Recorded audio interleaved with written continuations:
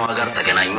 በይ ቦርሳሽን ያዥና ተከተይም በማለት ሰራተኛዋን ካመጣችበት ቢሮ ወሰደቻት። ለቢሮ ኃላፊውም ይህች ልጅ አራስ ልጅ ናት እና ወደ ሀገሯ በአስቸኳይ መልሳት፣ እኔ ጋር ከመጣች ዛሬ 3ኛ ቀኗ ነው። የመጣችው በወር በ1000 waan gaarii hojjechuun ofumaaf idaa araboota ta'anii baay'isanii gaarii kan jedhamanillee ni jiru. Kan waa hunda hubatanii jiraatan dhugumatti isiniin jedha. Madaamin asirratti argaa jirtan kun Elihaam Alii Ahmad jedhamu. Akkuma nama kamiittuu sarraatinyaa Itoophiyaa fidhatan. Ashamaa harka fuune kabajamtootaaf daawwattoota hordoftoota keenya. Nageenyi koo kan jaalalaa fi kabajaa bakkaa fi lafa jirtanitti isiniif haa baay'atu. Anis obboleettiin keessan bakkaa fi lafa jirutti Waaqayyoof galannaa ga'uu nagaa fayyaa kootidha.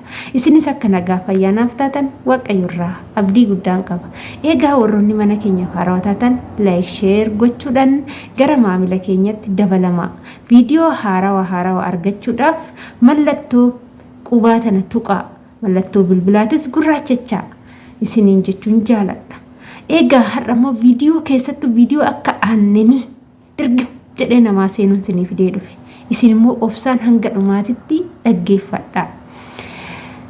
Madaamina asirratti suuraa ishee cinaatti argitan kun Elihaam Ahmad Mahmad jedhama.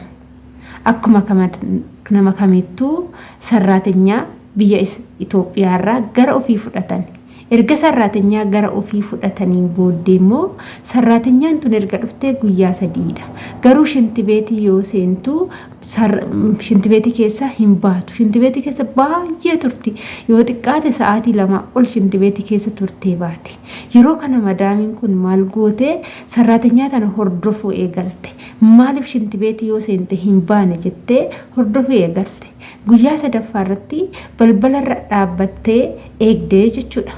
Erga balbala irra dhaabbattee eegdeen booddee sarraatinyaan shintibeetiidhaa gadi baate. Erga gadi baate maal gochaa hanga amma shintibeetii keessa teechaa. Shintibeetii keessa maal hojjetta jettee gaafatte madaamin. Yeroo kana sarraatinyaanis jechuudha akkas jechuun deebisteef. Ani ergan da'ee reefuun ji'a tokkodha. Daa'ima mucaa tokkon da'ee. Daa'ima mucaa ji'a tokko gatee tanan biraa dhufee. Daa'imti koo harma koo hodheen quufne. Jireenya biyya lafaa jijjiirradha jedhee tanan gara mana keetiitti dhufee. Amma immoo harmi sun baay'ee na qabee na rakkisaa jira. Harma na rakkisu kana keessaayin aanneen ilmoo fanan shintibeetii keessa tura jettee sarraatinyaan deebisteef. Yeroo kana madaamiin kunis deebii homaa ittiin deebifnee jarri lachuu ija keessa ol laalanii wal biraa deeman. Yeroo kana bariisa lammataa dhuftee madaamin jechuudha ka'i meeshaa kee guurradhuutii jetteeni. Ka'i shaanxaa keetis meeshaa keetis guurradhuutii ka'i jetteeni sarraatinyaa tana fuutee deemti. Yeroo kana sarraatinyaanis waan isheen fuutee deemtuuf hin beekne gara biyyaa na deebisuuf taate jettee baay'ee rifatte keessa isheetitti. Erga biiroo geesseen boodatti biirootti fidatte geessitee sarraatinyaan tiyyatuni erga na bira dhuftee guyyaa 3dha.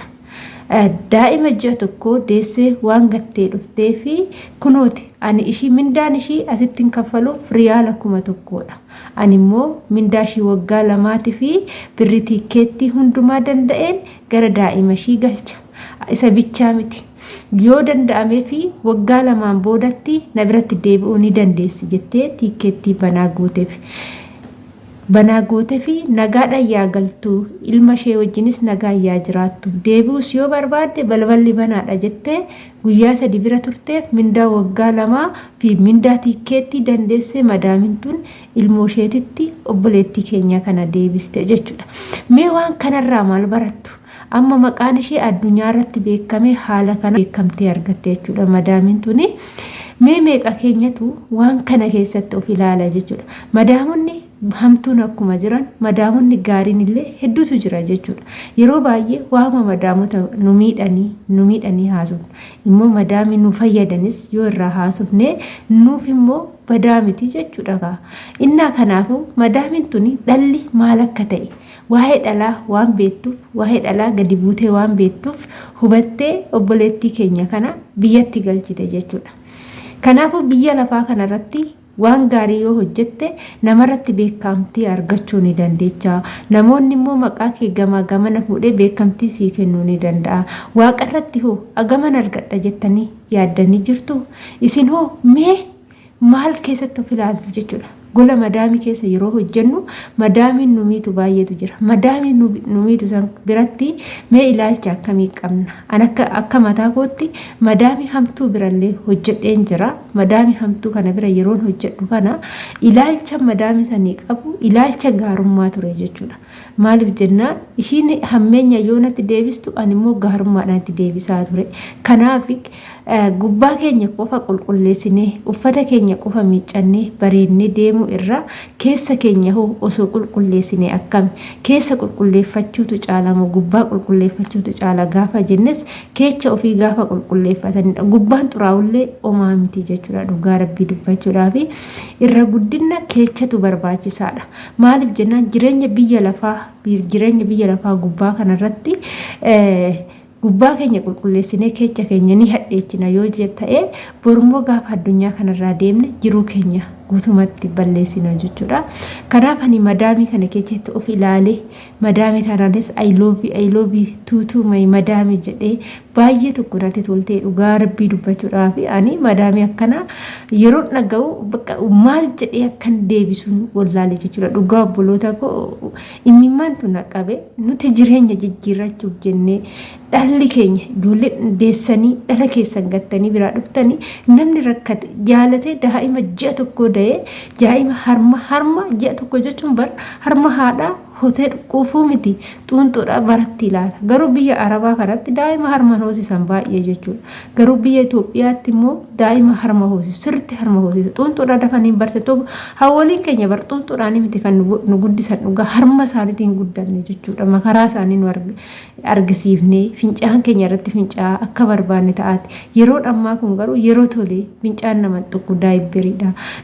Tokko immoo kan harma hoosisnes jiru jechuudha. Akkanumatti quufanii garuu kan rakkate immoo jireenyi biyya lafaa kun ulfaatte amma daa'ima ji'a tokko jechuun bar isheen deessisuun dudda ishee hin jabeeffanne dubartiin takka duddi jabaate kan jedhamu gaafa 40 dabarte jechuudha. Garuu ji'a tokkotti daa'ima ji'a tokko gattee dhufuu jechuun dhuguma jireenyitti hammaate humnaa olitti ta'eeti malee eenyuunillee daa'ima ji'a tokko lafa kaayee biraan dhufu.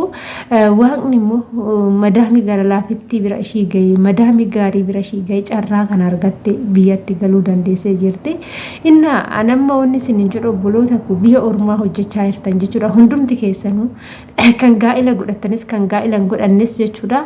Kan amma gaa'ila godhatanii akka kiyyaatti ilmoo sun qabaatiin biyya Arabaa jirtan kan gaa'ila godhatanii ilmoo qabaatanii as jirtan akkasumas immoo kan gana galtanii gaa'ila godhachuu barbaadan jechuudha. Viidiyoo kana keessatti sirriitti of ilaaluu qabdu. Gaafa nani galee ammallee jireenya kaleechaa san keessatti deebi'ee ilmoo koo gateen biraa deema moo ilmoo kiyya bira taa'ee tanan jireenya koo ooffadha jettanii jiruu kana keessa ilaaltanii har'a maaliif akka hojjettan beektanii waan hojjettan kan sirriitti guduunfattanii qabachuu qabdu jechuudha. Gara jabummaa barachuu qabdu. Ijoolleen biyya Arabaa gola ormaa keessa hojjennu nuti gara jabummaa jedhamu hin beeknu jechuudha. Maaliif jennaan yoo biyya gajilee rakkanne biyya Arabaa deemina jenne asumatti deebina jechuudha. Garuu dhalli nu dhallu sunu garaa nu nyaatu ilmoon teenya sun garaa nu nyaatu gannee biraa dhufne ilmoon teenya haadha ormaa harka ormaa nu jalaa laalti jechuudha. Kanaaf akka ilmoon keenya harka ormaa fi haadha ormaa nu jalaa laalle har'a sirriitti hojjenne kan dhala qabdanii amma jabaattanii hojjettanii kan dura dogongortasan dogongora keechan duraa san arramachuu kan immoo gana galtanii ilmoo godhachuu barbaadan immoo gaafan gale ilmoo koo akkamiin guddifadha jettanii har'a karoora baasuu kanasii galtanii kunuunsa ilmoo keechaniif gootan jireenya keechan akkamitti akka deemtanii kanonni har'uma tartiibaan qabsiisuu qabdu jechuudha. Gizma gola ormaa jirtan kan jireenya keechan tartiibaa fi hiriiratti godhachuu qabdu siniin jechuu jaaladha. Amma laala obboleettiin teenya tun daa'ima ji'a tokko gattee dhufte jechuun baay'ee kabbada dhugaa baay'ee ulfaata dhugumatti jechuudha. Madaamidha kan garaa laaffisee maaliif jennaan daa'ima ji'a tokko jechuun eenyuunillee ji'a tokkotti dalagaatti hin ba'u natti fakkaate. Dubartoonni biyya Arabaatillee dafanii ka'u jenna malee bar algaarra yaa ka'an malee ji'a tokkotti birciqqoo lafaan kaasan jechuudha dhugaa isinitti hima. Akkanattuun hojjetanii immoo gaafa daan birciqqoo akkana lafaan kaasan jechuudha. Inna dubartiin takka duddi jabaateef kan jedhamu gaafa ji'a lama guuttee guyyaa 60 dabarte duddi jabaateef jedhama.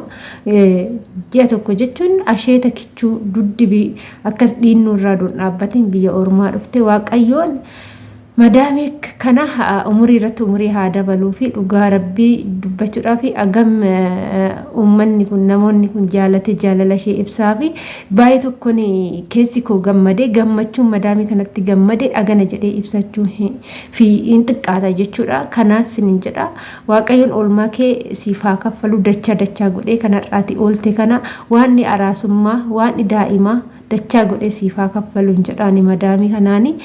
Ani viidiyoo kiyyammoo asumarraa nan goolaba turtiin wajjin gootaniif ulfaadha galatoomaa sinin jecha hanga viidiyoo biraatiin walitti deemnutti immoo turtii gaarii siniif haa ta'u. Bye bye.